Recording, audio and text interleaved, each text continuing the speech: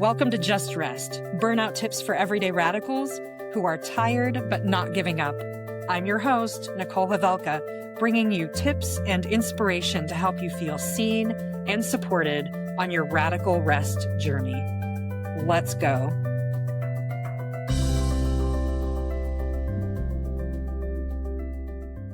Hi, hello, Rest Rebels. Welcome to Just Rest, where burned out change makers come to remember they're not alone, to get permission to rest without guilt, and inspiration for showing up without burning out. And I am so delighted today to have with me Catharine Montgomery, the founder of the Better Together agency. And this really sort of goes without saying, but as a Black woman, she knows what it means to face really big challenges. She saw firsthand how bias and systemic barriers try to keep people from making a difference. But listen to this. Instead of giving up, Catharine realized those obstacles were actually a chance, an opportunity to do something better. And she decided to use her forte, communications and technology, to make the world more fair and equal. How cool is that? I'm so excited about that. And that's how the Better Together agency was born. And they believe that powerful stories can connect people, challenge old ideas, and inspire real positive change. And that's what we're all about here on Just Rest. And I knew that we would be a really good fit for being on this podcast together. And Better Together Agency is based in Washington, D.C., but serve clients all over the country. And I am so excited and stoked to have you here, Catharine. Welcome. Thank you. I'm excited to be here. I'm so happy that you made the time to join us. Of course. So before we get started, I like to do one thing for us and for the listeners out there is to take one deep breath before we get started and launch into the rest of our conversation. Does that sound good? That's perfect. Awesome. For sure. For sure, we all do. So I would invite you to maybe, make a comfortable seat, feel your feet on the floor, and then take a deep and slow, long breath, making kind of fuller maybe as feels right for you. Taking an inhale.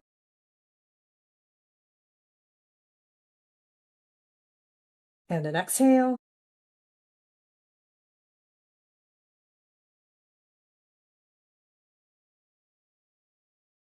Then maybe pausing. I hope you listeners at home did that along with us. Maybe pausing for just a moment to kind of feel the changes, the shifts and changes that happen in the body. They always happen to me, and I know I always feel better for having done it before I get started. And it's a great way to model us taking a pause, right?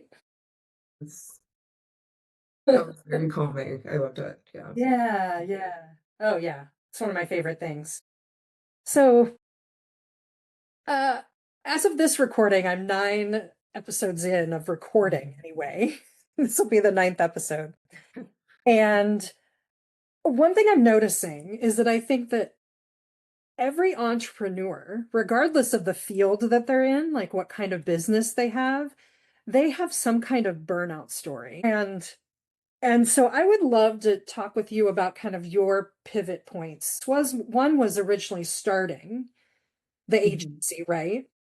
And then there was another more recent pivot, changing from working with the venture capital company that you had that had been funding you in the initial startup. So, and maybe there's other places in between or before or after there that you want to talk about too. So take that in any direction you would like. But I'm wondering, like, what has really prompted these changes? So let's start by sharing a little bit of your story. Yeah, I mean, the first pivot came because I was someone was being racist toward me at the agency I was working at. And it was progressive agency, which is really interesting, but I wanted to work at an agency, but also make a difference. And I found this boutique agency in Boston. And 3 years in, a woman started just, in writing, being racist toward me. And it took them 5 months to say, oh, we didn't find any signs of racism. And then they gave her a raise and promotion the month after. And I just felt like this is the time I probably need to leave. But I had a friend who said, you need to get a buyout, things like that. So I ended up hiring a union attorney because we were unionized, and got everything I asked for in the buyout, things like that. So I was at a point where I wasn't sure what I wanted to do next. And I had never thought about starting an agency. It wasn't that I thought I couldn't do it. It's just something that wasn't on my mind. And I was on a Slack channel called Ladies Get Paid, and a recruiter posted, which is like 50,000 women from around the world. So it's just you ask questions, you help each other. A recruiter posted that a VC firm wanted to move into the US and they only back public relations agencies. I was like, that's so sketchy. You don't need VC funding to start an agency, you just kind of start it. But I met with her, we hit it off. I met with the two investors that week and wrote a business plan. I had to Google how to do that. And there was no chat GPT yet. It was like 2 months Yeah, before. yeah. So I really had to do it myself. Presented it to them. And, the only thing I knew was that I wanted to focus on social impact. And so it was kind of that horrible time in my life of early 2022.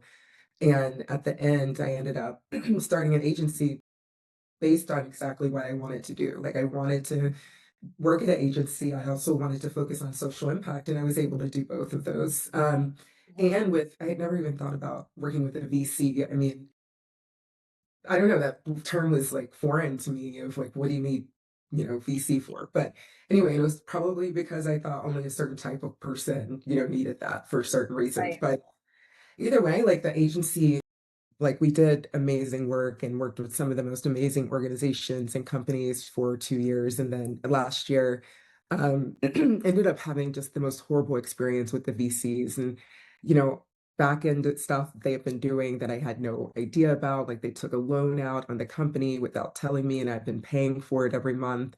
They fired the CFO and told us over WhatsApp, like, and they held a board of directors meeting and didn't ask me to come. Like it was just so many things, and I was going to buy them out. And the way they were making me focus on two white men instead of the people I was trying to help, like with the mission of my agency, I just one day was in Toronto at a conference and I was sitting in the hotel lobby and I just said, you know what, I can't do this. And I quit. I quit my own business. And it was like a relief in a way because the next day I started a new business and I thought that I was like just like a woman, like I could get out of this situation, get into another, and that, I didn't need a break at all. And then a year later, like at the end of last year, I was just like, what is happening? Like I can't handle all of this. Like I hadn't let go of what had happened earlier in 2025. Like I Yeah. was holding the same expectations that I had before. So but this year I've like been able to kind of start over, which has been good. I mean, that's a lot of starting over stories, Yeah, right. right? I mean, well, those are only two, and that's probably only two that you have in your lifetime, I would imagine.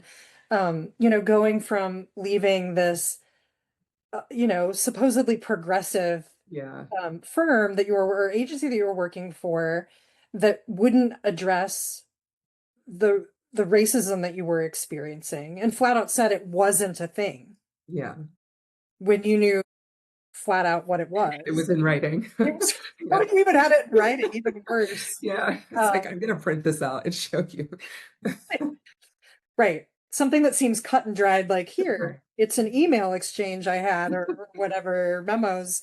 You kind of have the smoking gun. It's not like you had the conversation in the bathroom or something. Yeah. You didn't have it recorded, like you had something that concrete. And so that's exhausting in and of itself. Yeah. Right? Like that is heavy and exhausting. And then, but it's also then exhilarating to say, oh, you mean I might have this opportunity to Right. do this new thing and do, like you said, you got this chance to do this thing and build an agency exactly the way you wanted it to be. But that even went sideways, right? And Yeah. went in a different direction. Like how I'm wondering how you took care of yourself or take care of yourself in and through all of that. I usually Yeah. say that for the end, but like that just seems so I obvious mean, to ask about this particular part of the story. I think I know I didn't take care of myself last year. I thought that I could just go from what this thing to like, okay, I built it once. It's going to be so easy to build again. But when you are starting from like zero, like, and you don't have And it wasn't traditional VC backing. Like I had a credit card that I could use to go to conferences and things like that. So, but when you don't even have that and you exhaust all of your funding, your personal funding, thank goodness for my parents, like, but I didn't think about myself. I thought about business, business, business. And then it was the beginning of this year. I was talking to a lot of women and seeing how their year went last year in 2025. And everybody was like, it was so hard. It was like the worst year I've ever had. And the thing was, it's like none of us said it in 2025 to each other, you know? And it wasn't until after it's like, oh yeah, we've all been suffering in silence, like, you know, and we needed that community together in 2025. And so now I'm really trying to build community with women so we can not just talk about how awful 2025 was, but also how, you know, how can we support each other in 2026? But things I've been doing differently this year. One, January I kind of took off. I went to Antarctica, I went to Buenos Aires. I like just chilled. It was very peaceful, magical. And then I got an executive coach. I started journaling. I started working out more. And then I started taking at least one day a week where I took half the day and did something that I liked. So I live in DC. I love museums. I love, you know, just walking around. Yesterday I went and saw the cherry blossoms. So it's like taking care of myself more and being okay not working 15 hours a day every single day. And I would say it's definitely helping. And I started dating someone. I don't know if that helps or not, but Distraction, if nothing else, Catherine. right. Um, so we'll see in a year if I come back on your podcast what happened with that. Well, right now I'm noting update on Catherine's business and love life. Another year. So spontaneous, but You told me you were willing to be vulnerable on this one, which I appreciate. we'll see. Yeah, tomorrow I'll be like crying. Right. For the next episode, Right. and we record. We'll see how that goes. We'll see how that goes. Thank you for sharing that. What I love about all of that is that those are all pretty simple, Yeah. right? Practical. Yeah. Journaling, getting a coach, taking a half a day off, like, Right. mind blowing. Mind blowing. Right. And these are the kinds of things that I talk to with clients all the time. Like, these are like, it doesn't have to be like, and toxic capitalism teaches us, well, has corrupted like the wellness industry, has made wellness an industry, which is a problem. And so it makes it seem like taking care of yourself needs to be, $1,000 spa days Yeah. and like these big crazy things when it can be taking a walk to see the cherry blossoms before they're gone. And those are gone in a minute, right? Yeah. Like you really need to, when they're there, you need to go see them when those things happen. And so taking advantage of, taking those moments for yourself or 5 minutes to journal. It doesn't have to be an Right. hour and a half long practice. It can be, I'm going to reflect on a question and get myself grounded for the day and then take off. This is another cute little simple thing. One of my clients found somewhere on the internet these cute little mini coloring pages. They're literally Mhm. like tiny little squares. And she's like, I start my day by doing one of these, like, and it takes, again, 5 minutes maybe because they're itty bitty pictures to color. And I thought, Oh gosh, that's that's awesome. brilliant. Isn't Yeah. that brilliant? Right? She's like, it's grounding. Like then I can start and I'm in a really different place. And I'm like, that's such a smart idea. Like, Awesome. I'm just always collecting great ideas like that from my conversations I have with people. Um, but anyway, one of the other questions I like to ask about this since we were just talking about these rest practices is there a spiritual or religious sort of background to your rest practice? And so and I consider spiritual like the broad sense of spiritual, that connection to something beyond yourself, which is something that's clearly important to you because you have a very values aligned business. Right. Yeah, Yeah. yeah. Yeah. And I'm going to focus more on the Christianity part of it. That's how I grew up, Baptist, Methodist, like, and I, have struggled recently, in recent years on like, am I really being helped by that? Am I like, is there really this spiritual being that's watching out for me and going to help me. And I think it's all these experiences that I've had. It's like there's this song, this Christian song by Shane and Shane. I don't know if you've heard of them, but they it's like you already know the plan, but I just don't know it yet. So I have to believe and trust in God that, whatever going through now, it's on purpose and like it'll end up being good. And listen to that song over and over and over. Like if I'm getting ready to go somewhere, I'll listen to it. But Yeah. I don't know if I honestly believe it because I've been listening to it for so long, so many years, and it doesn't feel like it gets to that point of like, okay, you're gonna have bad days, like, but you're still gonna be sustainable. Like it's not gonna uproot your entire life and, cause things to go bad. I do try to be positive in always taking the good from the bad or just believing that, I'm going through this and it's going to end up, much better. I don't know how many times I heard that in 2025. I was just, then you just stop believing it. So I've struggled recently with with the higher being. Someone's always, watching out for me and there's a purpose in life from a spiritual perspective, especially because, my parents are still, Christians. My grandfather was a Baptist preacher, so that's like ingrained in me growing up, but um, not so much in recent years. Yeah, yeah. Well, and I'm putting my theological pastor hat on for just a second, but like Yeah. I also wonder if the theology is evolving. Mm, That maybe it, and again, this doesn't have to be your journey or not, but maybe the question is like, does there have to be a plan? And I know that's really embedded in a lot of Christian theology, right? But maybe God doesn't function that way, or you don't have to understand God to function that way. Other people might, and that might work for them.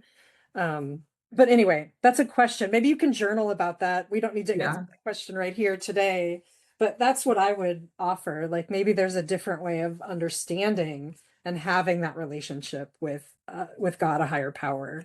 However Could you you go more into detail on like the planning? Like it doesn't have to have a plan. right there, or maybe the plan isn't an exact plan for your life. I Hmm. think sometimes the way people talk about that, and they may or may not understand it this way, I don't know, but the way I think people will sometimes understand is like, well, God has a plan for me or some purpose in all of the suffering that I have, which can Right. become toxic, right? Because I don't think God intends for racism. Like that's not the God I believe in anyway. Maybe Mhm. yours, again, No, other no, people I can have just that belief. wondered. I don't believe that that's Yeah. a part of what God intends for us in this world.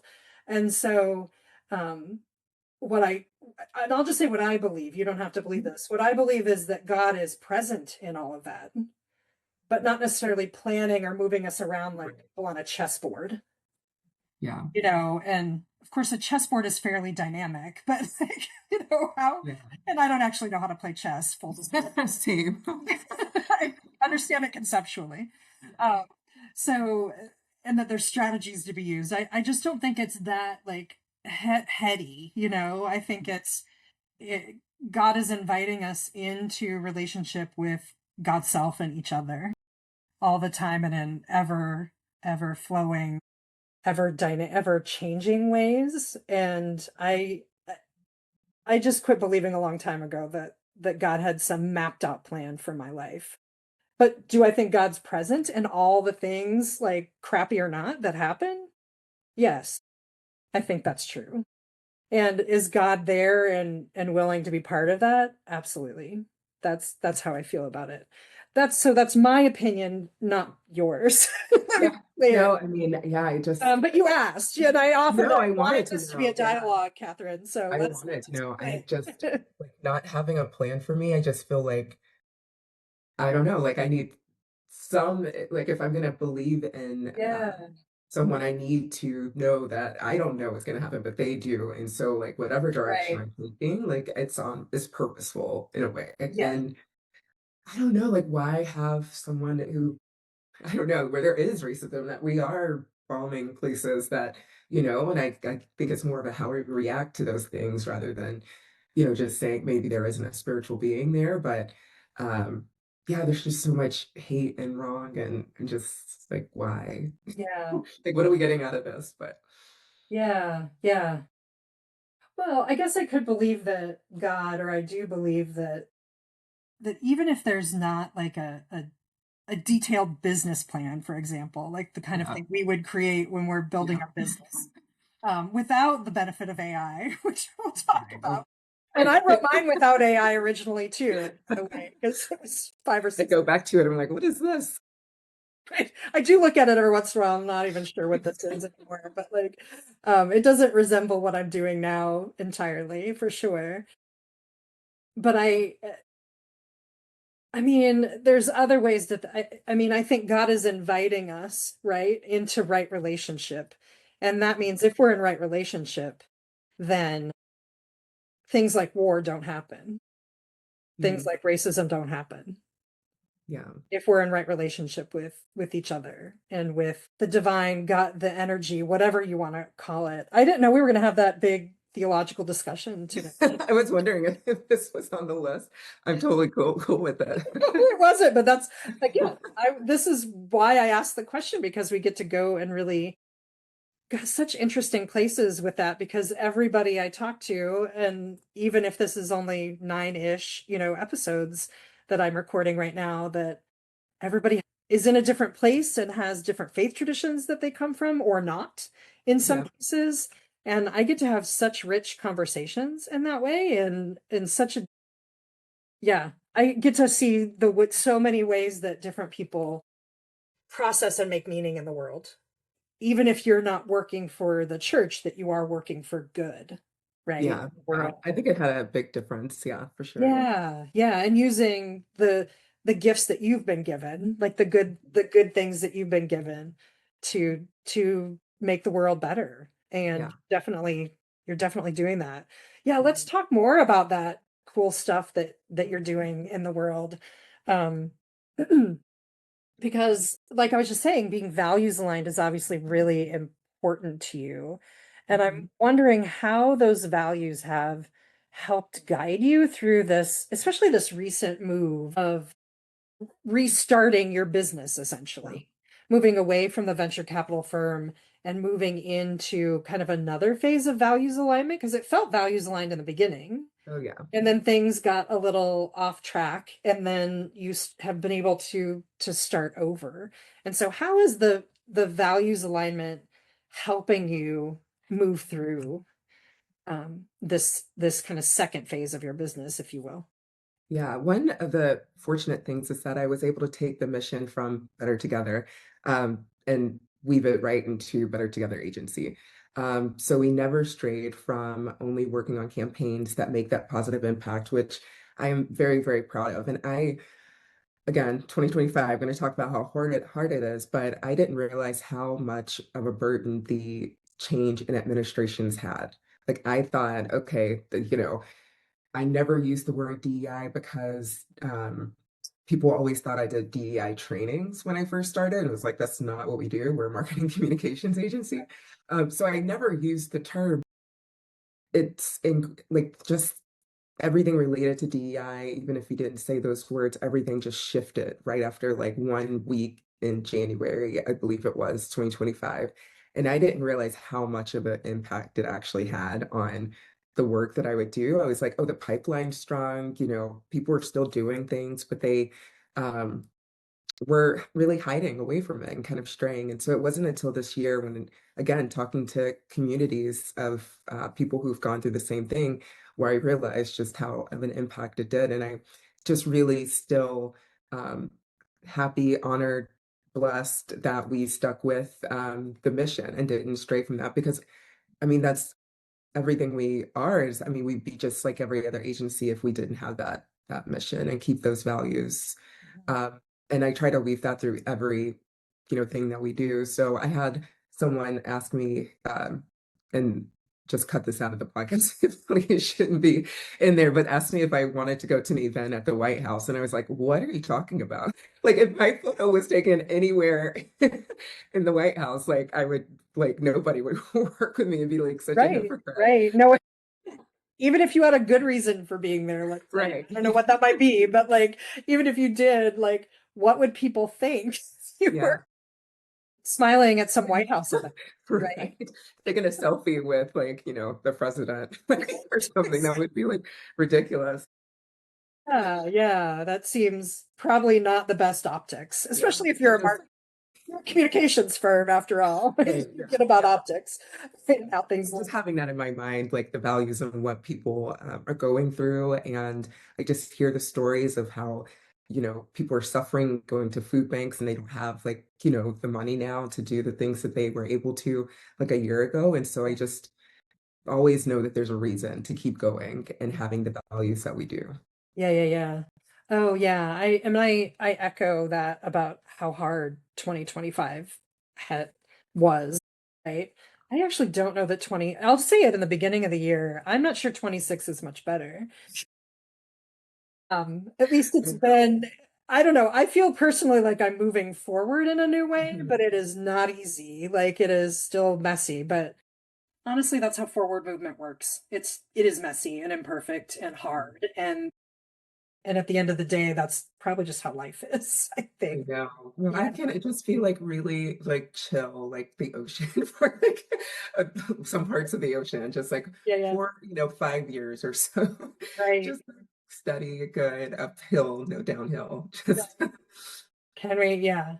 Well, and I think because of the change in administration and the world feeling so unsettled and unstable, that even if we don't think we're directly impacted by it, like we're being so yeah, impacted by it at the end of the day, I think. Like that's really there's an underlying there's an underlying stressor. There's an underlying sort of sense of insecurity that that these that what is happening in the world is creating. And it's only been a year or a little yeah. over a year. Can you imagine? I mean, like, not imagine this is Yeah.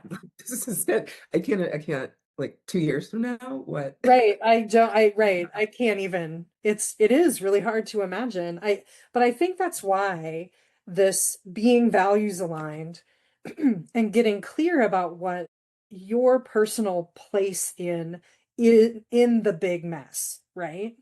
And Yeah. the world's always a big mess. This Mhm. is just really obviously a big mess. Like Right. so, and honestly, it's probably not a whole lot worse than it normally is. We're just really aware of it. I would say, especially white people like me are really aware of what a mess the world is right now. Now, we don't always have a president loping into wars in the way is happening right now. We're recording against the backdrop of the first, what, couple, 2, 3 weeks of the war with In in, a month uh, today, yesterday yeah, was a month. what, yesterday was a month. Okay. Mhm. Yeah, that has gone faster than even my memory will let me hold. My Yeah. goodness. And so I try to include some of that in this podcast too. Like this is really happening, and I'm not trying to avoid what is happening out there by talking about rest and values and all of that. But I think the values alignment piece and getting clear about what your place in all of this is so important, even more important right now than it might be at other times. And so I'm really curious, like as sort of a shift, one of the other things that you've done, which I'm super excited about, that is values aligning, is like creating like your own version of AI, which Yeah. is cool. And so say a little bit more about that and how your values impacted both the choice to do that, because that's a bold choice. Like you said, you're starting over and you're gonna like, hey, let's build our own AI system, right? Let's do that. No, yeah. And how did that come about, and where your values kind of playing into that? Yeah, I'll say from the start of like when 2023, when I started Better Together, there were always organizations that perfectly aligned with our mission, but they didn't have any money. They couldn't afford an agency. They're doing so much in the community that paying, money for an agency was just not something they can do. And so Right. then you end up not helping build awareness for the causes that are related to the mission. And so when I started over in 2025, again continue to see that. And but the world is started to change because of AI as well. So I knew that there were a lot of organizations that need to build awareness for communications and marketing. There's AI, but it can be so hard to understand. Like, and a lot of people don't have time to figure out how to create a GPT or a gem or buy tokens or like whatever it is that they have to do. And there's a million different sites you have to connect with and all that. So I just knew it's overwhelming. But I have been obsessed with AI since, or generative AI since it came out in December 2020. Once I started putting those together, there are these organizations who are making a big impact. People don't know they're really making that impact. They can't afford to pay for the communications agencies that can help them build awareness. There's AI, and I want to learn more about it. How can I maybe connect all these dots together? And so I started learning how to vibe code is like the cool term right now. And started talking to a lot of people, gaining a lot of mentors, figuring out actually how to do this because I don't have a tech background. It's, very liberal arts, humanities, marketing, public relations. And it took months and months and months, but I started it back in May, like trying to figure out how to code and like what that would mean. And then like in November, I finally had a version that I was like, well, I guess I'm going to build a landing page for this. So I did. And it's just like been there. And people were like, you should just, release it. It's never going to be perfect. Someone said there's 17 iterations of the iPhone. And so it's not going to be perfect. Like better is Together AI is the tool. It's never going to be perfect. So just release it. And, it started to help startups, small nonprofits that can't afford the agency. And so, like, for example, I'm working with one organization in DC where they provide loans to startup businesses, underrepresented startup businesses. And so, what Together AI will be used for is to provide them with the AI tool that's trained on their data, trained on their messaging, allows them to just put in, hey, I need a blog post and have these team members or agents work together to build the content together so that it represents exactly what that startup needs. So it takes the time out of figuring out ChatGPT or whatever other tool, and it allows for this startup that has the capital but doesn't have the awareness to build up their brand. And so they have the partners, they're going to offer them the tool without having the startup to pay for it. And so that's like, it's these interesting creative ways of getting into those startups that need it the most, who maybe um, just wasn't even thinking, oh, there's a tool that can be catered to my business. So that's kind of the long way of why Together AI started, but I am honestly so proud of myself in doing Should it. I be. like it's been fantastic talking about it, demoing it, keeping up with everything that's AI related. And one of the things I am most proud of with it is that I built it so it detects bias from the ground up instead of having to write the right prompt to say like don't be biased, that kind of thing. And so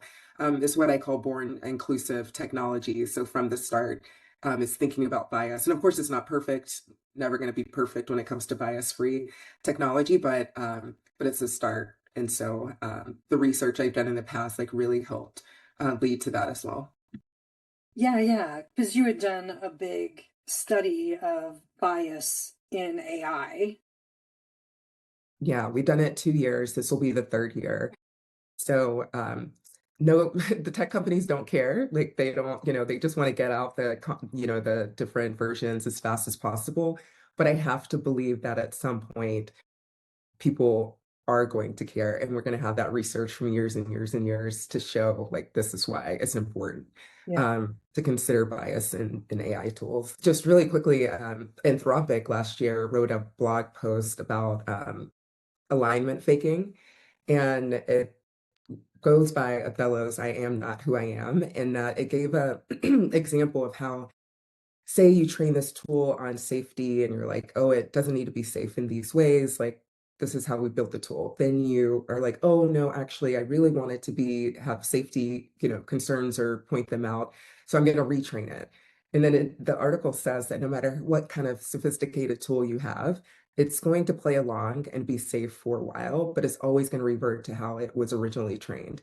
And that blew my mind. I had no idea that we couldn't retrain tools. Like I thought, okay, well, yeah, we weren't thinking about bias here, but now we are. So we'll retrain it, but it's always going to go back. And so if we don't build technology that from the beginning addresses bias, we're never, so all of these different versions coming out, all of these things are never going to be able to address bias, which is, I've been like, why are images still so like biased and things like that? Right. But that's because they can't get any better. They're not changing. So just the prompts that people are using are getting better. But Right. Yeah, that just felt like a whole metaphor for how we function in general. yeah, Like the right. retraining of ourselves. And then we never Like really, humans do this, and so we make an artificial intelligence, which of course is not really intelligence, by the way, but like we right. create a tool that is sort of hampered in the same way we are, that we sort of default back to Yeah.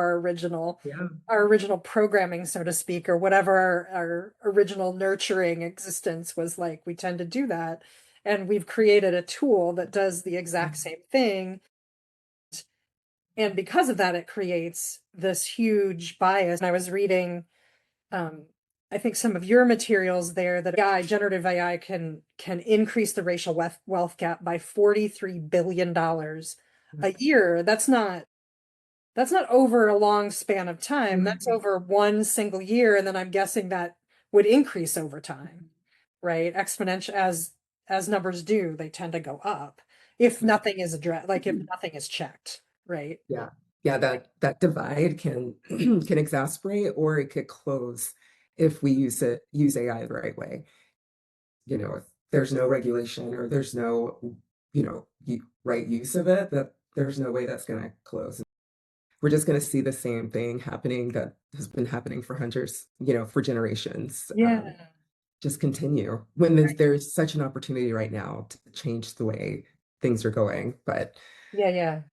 Yeah, and I know that in somewhere reading about you, I had read that you ask the question or try to keep asking the question, who does this impact before asking, what does it do? right. The technology or um, your communications materials for that matter, Yeah. right?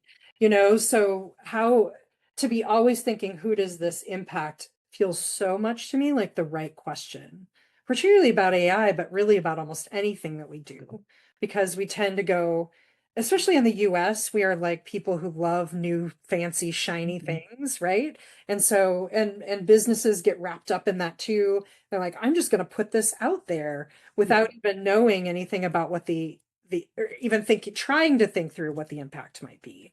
Now, we may not be right all the time about what, but at least if you've been thinking about it and you're reviewing how it's impacting, which I'm sure you'll be doing with Together AI, how is that impacting the organizations and is it working the way we wanted to? Okay, then we'll go back and Yeah. you know, it'll never be perfect, but you can No. keep iterating it, Which right? is so hard for me. It's like everything has to be perfect. Oh my gosh. And that can be such a, perfectionism can be such a Yeah. way of hamstringing us from doing the right thing.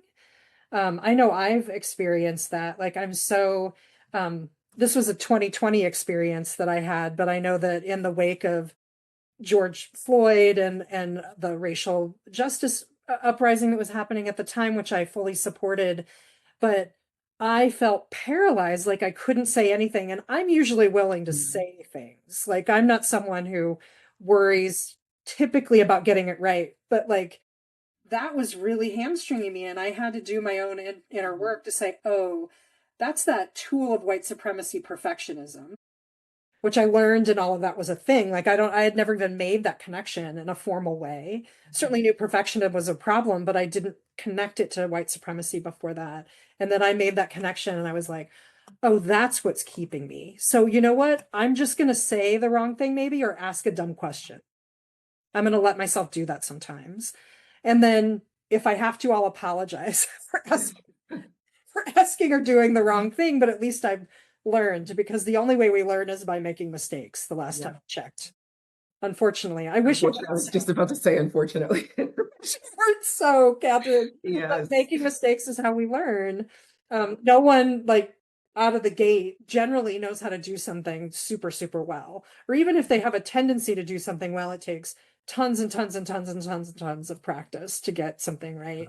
And like, how many iterations of before you even launched it on, when you were vibe coding, how many times Yeah. did Oh you, my gosh, like yeah, mistakes and how mistakes many and like mistakes it's and how many over. times say, no, do this, no, do that. Like, Yeah. right, And the people, everybody has a different like way of doing things as well. But right. I wouldn't have been able to do it without the support system and experts at it and all that kind of stuff. So one more question about this. Like we talked a little bit this kind of in a prep conversation that we had, but so being values aligned can obviously help insulate us from burnout in a lot of ways. Because if we feel like, and I take this from the book Burnout by Emily and Amelia Nagoski, which I quote a lot. And Mhm. they have a section of the book where they talk about how values alignment or having a higher sense of purpose really keeps us going. It can help kind of provide a buffer between us and like some of these normal ups and downs of life, and in this case, starting a business. However, and I don't think they get into this in the book, although I may be forgetting at this point, that I think there's a shadow side to that too, which is that it can prompt you, kind of like you were saying much earlier, to work 15-hour days because Mhm. you're so passionate, you care so much, and you want to get this new tool to Yeah. to do good in the world, or you want to get your agency to do the right thing in the world.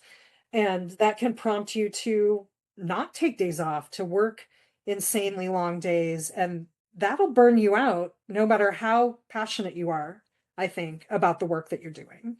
And so let's just have a little You're bit of exactly conversation right. about that because I think it's messy, right? Yeah. And I probably said too much rather than letting you say stuff, so I apologize for that. But like, how do you feel about that, and how is that working in your life now? Obviously, you've been doing a little bit more setting better boundaries and taking better care of Yeah. Yeah. A little, it's been 2 months. um, That's a lot. yeah. Impressed. Um, when you were talking about being values aligned can help like not have as much burnout, I was thinking like, oh gosh, no.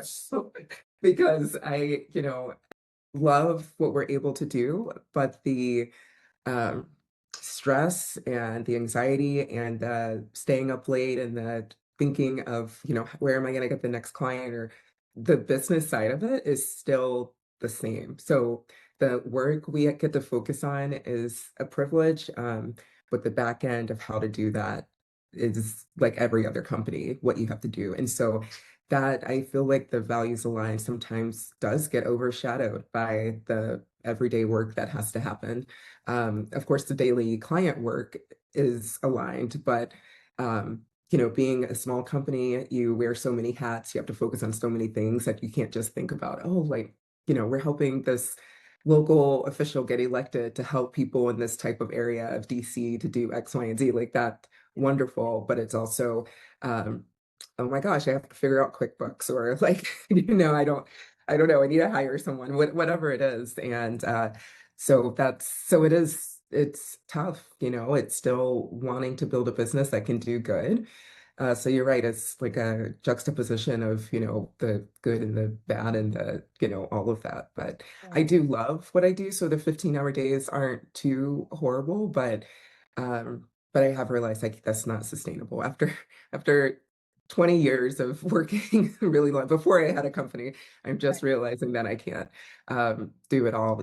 And one thing is when burnout started to become a popular term, like I don't know how many years ago, but I always thought it was a word for that, like a lame term, like people Mm. who couldn't do it, like people who weren't like strong enough. Like, and so I would never ever say that I was burnt out. Like that's just like Right. and so as I've gotten older and the more that I've learned and realized that reflected on myself because I wasn't doing that, it's like reflecting on how I was feeling, the more I've realized that, burnout comes in various ways as well. And so I was basically judging people who use that term. And so I've had to like change my mindset on that. Yeah, yeah, absolutely. And I probably would have been one of those people too at one time. And at this point, I think that burnout is starting to lose a little bit of its meaning because it's used so No. much. So much. It's like any word that gets used, overly used, is that it starts to have zero meaning. But Yeah. um, anyway, I still use it because at least it attracts people to the conversations I want to have. Yeah. When it stops doing that, we're done with it. That's but I Yeah. really think, like my friend Jordan Maney, who you may have met before too, like who also is a rest coach, talks about like having sort of rest deficits, this pushing that happens partially because of what we're passionate about and what we're purposeful about, but also because the culture teaches us that in order to have enough value, we have to work at that level, or you're not going to be successful, or whatever. And you've worked hard every day of your adult life, I'm sure. And you know what? There's things that have happened that have failed. Yeah. And me too. Like I work really hard too. And despite that, things fail. So why don't we just say that normalize failure? Like Yeah. or normalize like that exhaustion is a part of our world and say, you know what? Why don't we choose a different way? And I think we're more creative too when we're in that space. When we're rested, I know I am. I'm more creative. I'm more able to think my way out of problems than when I'm locked in that really hyper stressed. Um, talk about my original programming. When I'm like Yeah. feeling scared and desperate and all of those things, I'm grasping at straws then. And those are okay ideas, maybe, but they're not usually the most generative ones. Uh, Right. or maybe the healthiest ones for me either. So I'm wondering, so I'm going to transition to the kind of closing, hopefully quicker Okay. questions that I usually go for. So we talked about this already, kind of peppered throughout the conversation, but what is one way, like a simple way that you rest that is really rejuvenating to you? I really, really love true crime. And I know that that is like everybody loves true crime, but I like if I'm just listening to a podcast, I feel like so at ease, especially listening and cooking at the same time. Like that is like very relaxing. I'm not thinking about work. I'm thinking about how I'm gonna mess up this meal, probably, but in a good way, and Right. how good it's gonna be, and then like how this murder is being solved. So that's for me, it's like Yeah. very relaxing. So what is one way that you resist or sort of liberate yourself from those systems we were just naming, actually? Perfectionism's been a huge theme, I think, in our conversation. Is there a way that you resist or liberate yourself from that? Uh, I want to say accepting failure, but I feel like maybe that's a pretend answer. I don't even know that I've really broken free of it. I think that it's a challenge every time it comes up, and I just have to say, Catherine, you're strong. You know what you're doing. Just let it be, just do what you can. You've done the best job that you can, and it can always improve. And so it's a lot of inner thinking and talking and encouraging and writing things down and putting them on the refrigerator to remind myself that I can break free of that. But I don't know that I'll ever absolutely break free of that. And something I have to challenge myself on every day.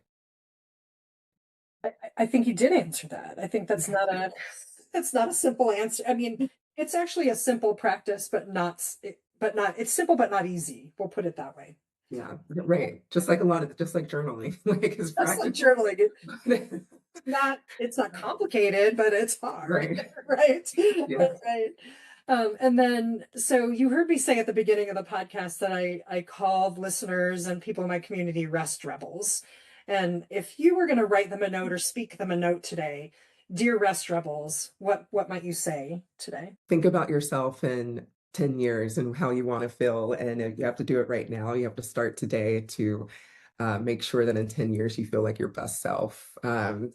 Always thinking long term. I try to think long term about a lot of things. And I think that that is one way to think of it. And I've started doing that a lot for myself, not just like business long term, but what do I need to be healthy and successful and everything in the long term, but really thinking about my health. So that's what I would tell them. Rest up now so that, and you'll look prettier. Like you'll, if you get rest, like the age won't like hit you, overtake you.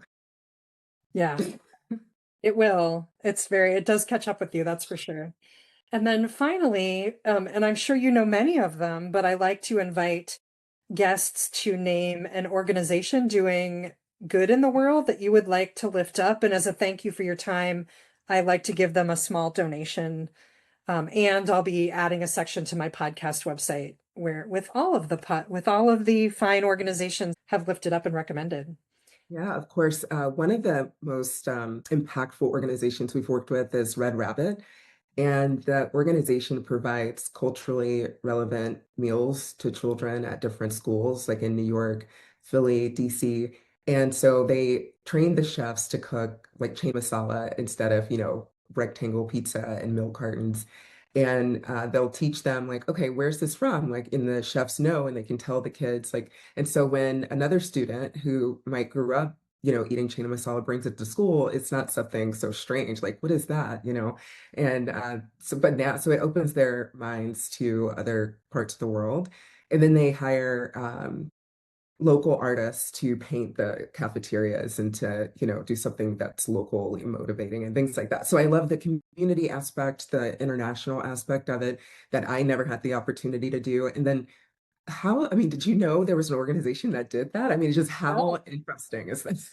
So it's like, it opens my mind to there's just not the typical, nonprofit or for-profit that you think is doing things. There are people doing amazing work in so many different ways. Oh, for sure. For sure. No, I didn't know, and I had never heard of Red Rabbit, and now I'll be looking them up and adding them to the website and putting their link in the show notes, and hopefully some of our guests will be checking them out, and maybe if they have the ability to, give them a little extra boost financially or otherwise, maybe sharing them as well. So I will be doing that. That's so exciting. Thank you. Well, Appreciate it. oh, for sure. I'm so glad that really most of the organizations that my guests have lifted up, I haven't known about. And that has been such I mean, I wanted to add this part to the podcast, but it's such a lovely little thing, little addition at the end. And I have learned so much about the good that's been going on in the world. And I think that's really important to highlight that good that's going on in the world because it's so easy. I mean, all you have to do is read, like this morning, my one email from NPR telling me what's going on in the world, and I keep it pretty limited to those things. And it's still like the world feels so heavy if I start my day that way. But and I need to be aware of those things for sure. But we can also say, but there's cool organizations like Red Rabbit doing this really neat thing in New York and Philly and these places. And like, did you even know that? No. So how cool is that? Because there's a lot of people doing that kind of good in the world all the time. Yes. And they just don't get the headlines. That's the problem. Yeah. And that's part of what your agency is all about. Hoping to, yeah, every day. I feel like we've come full circle where we wanted to go. Well, thank you so much, Catharine, again, for sharing your time and energy here on Just Rest, because I, again, don't take you offering your time and energy lightly. And I'm so glad to lift up the Better Together agency and Red Rabbit and all the other cool ideas we had conversation about. So thank you so much for your time. I appreciate you. Yeah, thank you so much for having me. I appreciate it. Thank you so much for listening to this episode.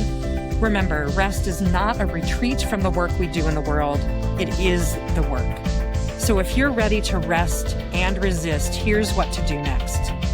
If you know someone who's running on empty, please share it with them. Hit subscribe wherever you're listening so you don't miss a single episode. Rate and review us so that other radicals can find us. Consider joining us on Substack at defythetrend.substack.com, where you'll find bonus content, tips for everyday living, community connection, and resources to keep you grounded. Radicals, remember, you are worthy of rest.